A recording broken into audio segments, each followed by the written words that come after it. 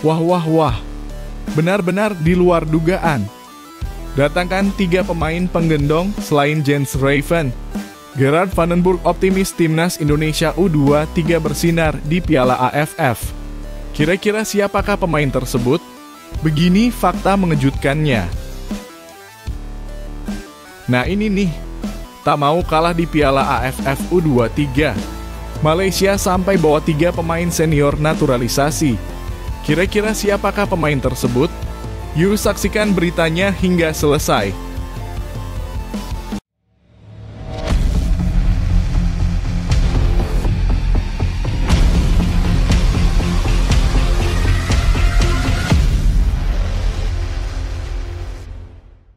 Mohon subscribe channel Timnasku Indonesia agar tidak ketinggalan informasi Timnas Indonesia. Gerard Vandenburg optimis timnas Indonesia bisa bersinar di Piala AFF U23. Jelang bergulirnya turnamen ASEAN U23 Championship 2025 atau yang lebih dikenal dengan Piala AFF U23 2025, pelatih timnas Indonesia U23, Gerard Vandenburg, menunjukkan rasa optimis yang begitu tinggi terhadap skuad pilihannya. Turnamen yang akan berlangsung mulai 15 Juli ini menjadi ajang resmi pertama bagi Vandenburg sejak ditunjuk menjadi pelatih Garuda Muda. Di bawah pengawasan penuh publik sepak bola nasional, ia menegaskan bahwa tim yang ia bentuk siap memberikan sesuatu yang spesial. Pelatih asal Belanda itu menyampaikan keyakinannya dengan tegas. Menurutnya, para pemain yang masuk ke dalam daftar skuad Indonesia U23 merupakan hasil pengamatan dan seleksi langsung olehnya. Meski sempat mengakui kesulitan dalam mengenal para pemain secara cepat karena waktu yang terbatas, ia tidak kehilangan arah. Sebaliknya, ia justru rela menyempatkan diri menonton pertandingan-pertandingan lokal hingga larut malam demi memastikan siapa yang layak mengenakan seragam timnas. Hasilnya, ia mengaku sangat puas dengan susunan pemain yang ada saat ini. Gerard Vandenburg juga menyoroti soal keragaman karakter dalam tim sebagai salah satu kekuatan utama. Ia menyebut bahwa dalam sepak bola modern, keberagaman bukanlah sebuah kelemahan, melainkan fondasi kekuatan. Menurutnya, tidak perlu semua pemain memiliki gaya bermain atau kepribadian yang sama.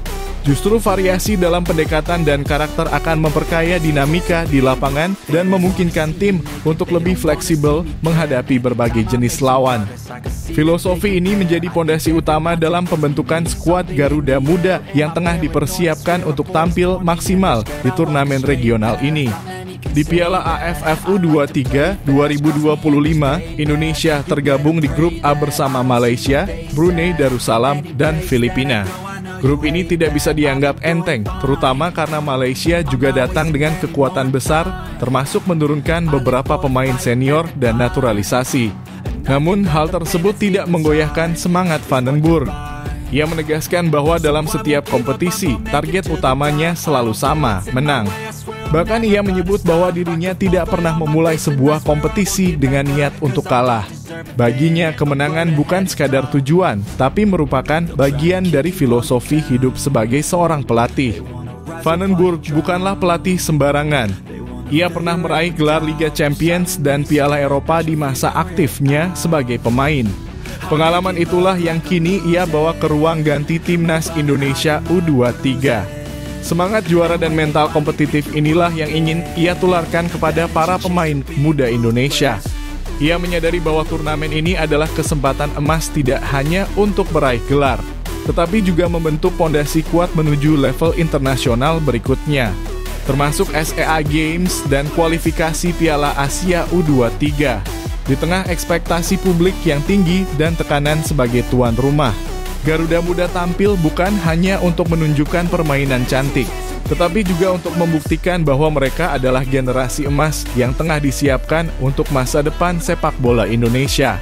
Dengan keyakinan penuh dari pelatih, dukungan ribuan supporter di stadion, serta motivasi tinggi dari para pemain, impian untuk menjuarai Piala AFF U23 2025 kini bukan sekadar harapan kosong. Lantas, bagaimana menurut kalian? Apakah kalian setuju dengan optimisme yang ditunjukkan Gerard Vandenburg? Mampukah skuad pilihannya menjawab ekspektasi publik dan mengangkat trofi di akhir turnamen? Yuk, tuliskan pendapatmu di kolom komentar dan beri dukungan penuh untuk Garuda Muda kita.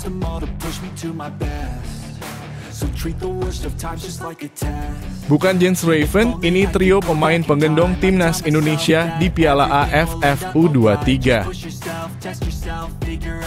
Ketika publik ramai membicarakan Jens Raven sebagai satu-satunya pemain diaspora yang dipanggil ke skuad timnas Indonesia U23, justru ada 3 nama yang seharusnya lebih layak mendapat sorotan.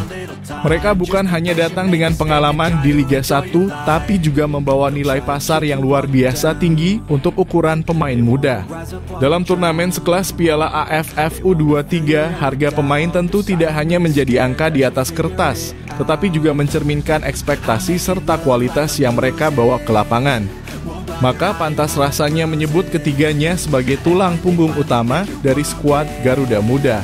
Adalah Muhammad Ferrari, Arkan Fikri, dan Kadek Arel, 3 pemain yang nilainya masing-masing menembus angka miliaran rupiah.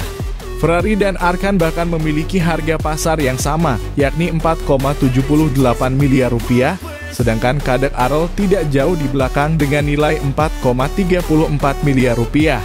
Ketiganya berasal dari klub besar Liga 1, Persija Jakarta, Arema FC, dan Bali United, 3 tim yang selama ini dikenal sebagai ladang emas dalam pengembangan pemain muda berbakat. Dengan angka-angka yang fantastis tersebut, wajar jika publik menaruh harapan besar bahwa mereka bisa menjadi pembeda di ajang Piala AFF U23 2025. Turnamen ini memang menjadi panggung pertama Gerald van den Burg sebagai pelatih kepala timnas U23. Dalam debutnya ini, Van den Burg mengambil pendekatan berbeda. Ia tak banyak mengandalkan pemain keturunan atau naturalisasi. Selain Jens Raven yang berkarier di Eropa, skuad Garuda Muda didominasi oleh pemain-pemain lokal dengan pengalaman Liga 1 sebagai bekal utama. Disinilah kehadiran Ferrari, Arkan, dan Kadek menjadi sangat vital. Mereka bukan hanya unggul dalam harga, tetapi juga dalam pengalaman bermain di level kompetitif yang tinggi. Muhammad Ferrari misalnya adalah bek tangguh yang sudah kenyang pengalaman di level junior maupun senior. Ia turut tampil di Piala Asia U23 2024 dan membawa Indonesia hingga ke babak semifinal. Ketenangannya dalam mengawal lini belakang serta kemampuannya membaca permainan membuat Ferrari menjadi pemimpin alami di lapangan. Sementara itu, Arkan Fikri dikenal sebagai gelandang pekerja keras dengan visi bermain yang luas. Meski sempat diragukan performanya, ia tetap menjadi pilihan utama di lini tengah berkat konsistensinya dalam mengalirkan bola dan menjaga tempo permainan. Sedangkan Kadek Arel, meski usianya masih muda, sudah membuktikan diri sebagai bek yang mampu bermain di level tinggi. Kelebihannya terletak pada duel udara dan kecepatan antisipasi serangan lawan. Walau masih perlu memperbaiki konsistensi, Kadek tetap menjadi aset berharga yang tak tergantikan. Ketiganya merupakan simbol kekuatan timnas U23 yang siap menghadapi tantangan di grup A bersama Malaysia, Filipina, dan Brunei Darussalam. Dengan latar belakang itu semua, sulit untuk tidak membayangkan timnas Indonesia U23 melaju mulus di Piala AFF 2025. Bermain sebagai tuan rumah di Jakarta dan Bekasi dengan dukungan publik sendiri dan skuad yang diisi oleh pemain-pemain bernilai tinggi, target menjadi juara tentu bukanlah angan-angan belaka. Apalagi dengan komposisi skuad yang sudah mengenal atmosfer kompetisi sejak usia muda, peluang Indonesia untuk mengangkat trofi sangat terbuka lebar. Kini tantangannya adalah bagaimana Gerald van den Burg meracik komposisi terbaik dan memaksimalkan potensi besar dari trio mahal ini. Jika ketiganya mampu tampil maksimal dan menjaga level permainan mereka sepanjang turnamen, bukan mustahil timnas Indonesia U23 bisa menyingkirkan rival-rival tangguh dan menjadi juara. Apalagi dengan harga yang begitu fantastis, tentu publik berharap performa mereka sepadan dan tidak mengecewakan. Lantas, bagaimana menurut kalian? Apakah Ferrari, Arkan, dan Kadek Arel benar-benar layak disebut sebagai penggendong timnas Indonesia U23 tahun ini? Apakah harga mereka mencerminkan kualitas sesungguhnya? Yuk, tuliskan pendapatmu di kolom komentar dan bagikan siapa jagoanmu di Piala AFF U23 kali ini.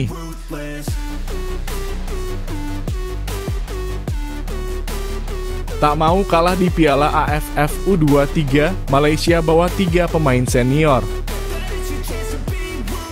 Persaingan antara Indonesia dan Malaysia dalam dunia sepak bola memang tak pernah kehilangan tensinya. Setiap pertemuan keduanya selalu menyulut emosi dan semangat nasionalisme para pendukung. Kali ini, aroma persaingan itu kembali menguat dalam ajang Piala AFF U23 2025 yang digelar di Indonesia. Tepatnya di 2 stadion besar Gelora Bung Karno dan Patriot Candrabhaga. Namun, ada satu hal yang benar-benar membuat publik terkejut dan di luar dugaan. Malaysia ternyata menurunkan 3 pemain dari timnas senior, termasuk 1 pemain naturalisasi, demi menghentikan laju Garuda Muda. Langkah Malaysia ini tak bisa dipandang sebelah mata. Pelatih mereka, Nafuzi Zain, tidak main-main. Ia memanggil Fergus Tierney, striker berdarah Skotlandia yang kini bermain reguler di Liga Thailand. Dengan 6 caps bersama timnas senior dan 1 gol, Tierney jelas bukan pemain sembarangan. Pengalamannya menjadi ancaman nyata bagi lini pertahanan Indonesia. Ini adalah sinyal tegas bahwa Malaysia benar-benar membidik gelar, bukan sekadar ingin melangkah jauh di turnamen. 2 nama senior lainnya yang dibawa Malaysia adalah Syamsul Fazili, fullback kiri milik Terengganu FC, dan Hakimi Azim, winger eksplosif dari Kuala Lumpur FC. Keduanya juga sudah mencicipi laga bersama timnas senior Malaysia. Ketiga pemain ini bukan lagi bagian dari proyek pembinaan usia muda, melainkan menjadi alat utama untuk memperbesar peluang Harimau Malaya meraih trofi. Dalam konteks ini, kehadiran mereka di level U23 bisa diibaratkan sebagai kekuatan tambahan kelas berat untuk melawan Indonesia. Yang menarik, langkah ini sangat kontras dengan pendekatan yang diambil timnas Indonesia U23. Di bawah arahan pelatih asal Belanda, Gerald van den Burg, serta asistennya Simon Tahamata, Indonesia justru menurunkan skuad yang lebih muda dan murni hasil pembinaan. Hanya ada 1 nama keturunan luar negeri, Jens Raven, dan itu pun masih sangat muda, baru berusia 20 tahun dan promosi dari skuad U20. Sisanya termasuk nama-nama seperti Muhammad Frari, Arkan Fikri, dan Kadek Arel adalah pemain lokal dengan nilai pasar tinggi, tapi tetap berada dalam jalur pembinaan usia muda. Timnas Indonesia U23 tidak menargetkan muluk-muluk di awal, hanya berharap bisa lolos ke final. Tapi kini dengan adanya tekanan dari kehadiran para pemain senior Malaysia, ekspektasi publik mulai naik. Apalagi Indonesia berstatus sebagai tuan rumah. Laga melawan Malaysia pada 21 Juli mendatang akan menjadi duel yang sangat krusial. Hanya juara grup yang bisa lolos ke semifinal dan itu artinya 1 kekalahan saja bisa sangat fatal. Meski Malaysia tampak all out dalam strategi dengan mengandalkan pemain senior dan naturalisasi, Indonesia tetap percaya diri. Van den Burg dan Simon membawa pendekatan berbeda. Mereka membangun tim yang tidak hanya siap bersaing sekarang, tetapi juga dibentuk untuk jangka panjang. Proyek Garuda Muda bukan hanya soal Piala AFF U23 2025, tapi juga sebagai fondasi KSEA Games, kualifikasi Piala Asia, hingga Olimpiade 2028. Dalam hal ini PSSI patut diapresiasi. Ketika Malaysia datang dengan senjata senior, Indonesia menghadapi mereka dengan kekuatan struktur dan visi jangka panjang. Dan justru hal inilah yang bisa menjadi kekuatan terbesar Garuda Muda. Bermain di kandang sendiri dengan strategi matang dan semangat nasionalisme yang membara, Indonesia bisa saja membuat kejutan dan mencetak sejarah. Pertanyaannya sekarang, apakah strategi Malaysia membawa pemain senior bisa menghentikan mimpi Indonesia? Atau justru langkah berani Garuda Muda akan menjadi penentu kemenangan di kandang sendiri? Bagaimana menurut kalian? Tulis pendapatmu di kolom komentar dan beri dukunganmu untuk Timnas Indonesia U23 di Piala AFF 2025 ini.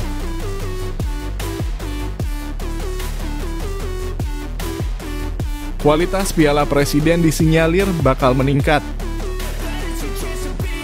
Gelaran Piala Presiden 2025 diprediksi akan mengalami lonjakan kualitas yang signifikan seiring dengan hadirnya 2 tim luar negeri yang ikut berpartisipasi.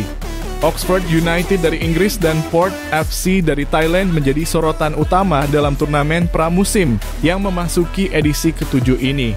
Dengan keikutsertaan dua tim internasional tersebut, atmosfer kompetisi yang sebelumnya hanya diikuti oleh tim-tim dalam negeri kini berubah menjadi lebih kompetitif dan menantang bagi para peserta dari Indonesia. Salah satu tokoh sepak bola nasional yang turut mengapresiasi peningkatan level turnamen ini adalah Indra Syafri, mantan pelatih Timnas Indonesia U19.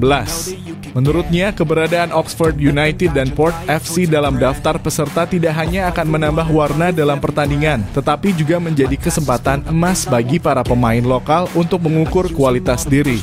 Mereka bisa melihat sejauh mana kemampuan individu dan tim ketika dihadapkan dengan lawan dari luar negeri yang memiliki kultur bermain berbeda, strategi matang, serta ritme permainan yang cenderung lebih cepat. Ini kesempatan langka yang harus dimanfaatkan oleh pemain Indonesia. Kita akan melihat langsung bagaimana kualitas kita dibandingkan dengan tim dari luar. Ini bisa jadi parameter sejauh mana sepak bola kita sudah berkembang, ujar Indra dalam sebuah kegiatan sosialisasi Piala Presiden di kawasan Gelora Bung Karno. Ucapannya ini seolah menjadi dorongan moral bagi seluruh pemain yang akan bertarung di ajang tersebut.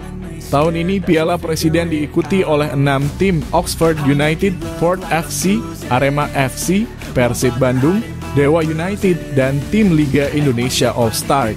Komposisi grup pun dibagi menjadi 2, grup A dihuni oleh Liga Indonesia All-Star, Arema FC, dan Oxford United. Sementara grup B diisi oleh Persib, Dewa United, dan Port FC. Format ini akan mempertemukan tim-tim besar tanah air dengan lawan yang belum pernah mereka hadapi sebelumnya, sehingga menimbulkan antusiasme tersendiri bagi pecinta sepak bola nasional.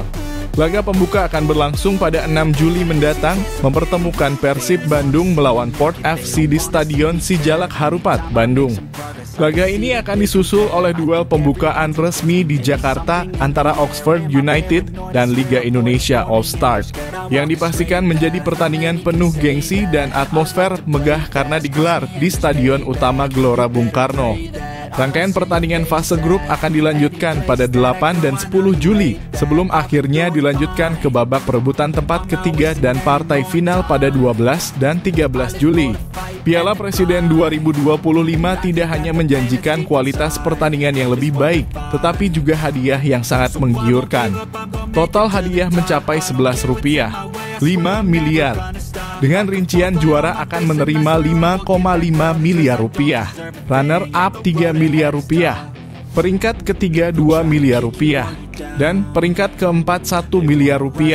Besarnya hadiah ini diharapkan menjadi motivasi tambahan bagi setiap tim untuk tampil all out di setiap pertandingan, sekaligus menunjukkan kepada publik bahwa sepak bola Indonesia layak disaksikan dan terus berkembang. Dengan promosi besar-besaran dari panitia dan harapan agar masyarakat memenuhi stadion-stadion tempat pertandingan berlangsung, turnamen ini bukan hanya sekadar kompetisi pramusim biasa. Piala Presiden tahun ini bisa menjadi ajang pembuktian bahwa Indonesia siap naik kelas dalam urusan penyelenggaraan turnamen sepak bola. Lebih dari itu, ini adalah panggung pembuktian bahwa klub-klub lokal mampu bersaing dengan klub luar dan para pemain muda Indonesia tak kalah kualitasnya dengan pemain dari negara lain. Lalu bagaimana menurut kalian? Apakah kehadiran Oxford United dan Port FC akan membuat Piala Presiden semakin seru dan berkualitas? Tulis pendapat kalian di kolom komentar dan jangan lupa dukung tim favorit kalian di Piala Presiden 2025.